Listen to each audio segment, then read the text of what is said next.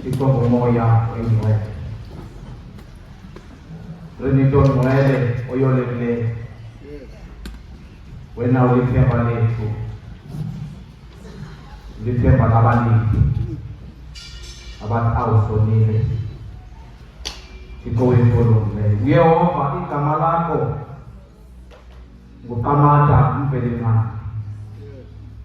Sonini nami. Zonke izinto sizikhomeke esandleni sakho. Bawethu oyingcwele. Sekubuleleni Nkosi kwemini. Sandla sikamanxeba kubethelele emnqamlezweni. Sikhasa ngamadolo enyama nawe umphefumulo Thixo. Siphakamise isandla zethu. Sisithi anto siyesabatha sisekwe emhlabeni. Siza kuwe Nkosi sibulela. Eba zakho ezingako senzele zona. Eba zakho Nkosi ezingasifanelanga. Sibulela Nkosi elungileyo ukuvuka ubusuku obudlulileyo. Phephile Nkosi kwizifo eziqhubulayo neziluzengezenge. Saphepha Nkosi kwitshaba esizaziyo nesingasaziyo. Saphepha Nkosi kwitshaba esisibonayo nesingaziboniyo. Ngenxa yenxeba yakho.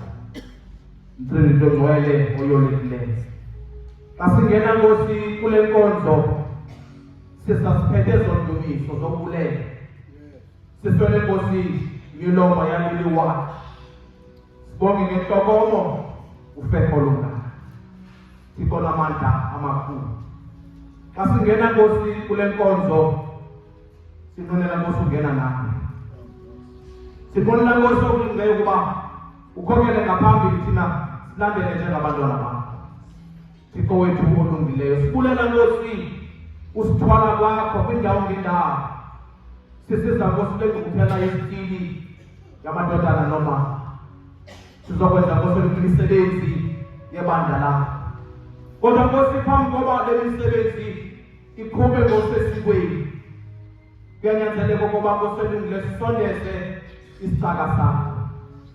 Ukuba xa sizawungena kule nkonzo uhambe ngaphambili. Sisondeza Nkosi elungileyo uba ubishophu wesithili xa izawuthetha nabantwana bakhe. Makuthi Nkosi elungileyo ukuthetha kwakhe angabulaleli. Uncedwe nguwe Thixo wethu, uhlale uncakamile olumi lwakhe. Uhlale enkqoni yakhe umkhobise ngamazwi azawuthetha ngawo abantwana bakhe.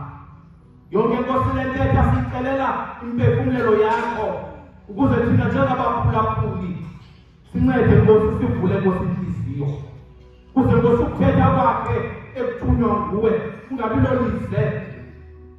Nceda Nkosi elungelinhliziyo zethu usenze umhlaba ochumileyo ukuze le mbewu ozayityala ibe ndawo hlala.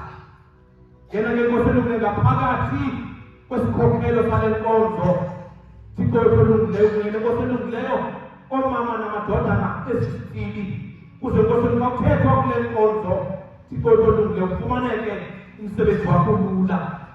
Xa sinongena Nkosi kule nkonzo singabulela ngakuhamba sedwa.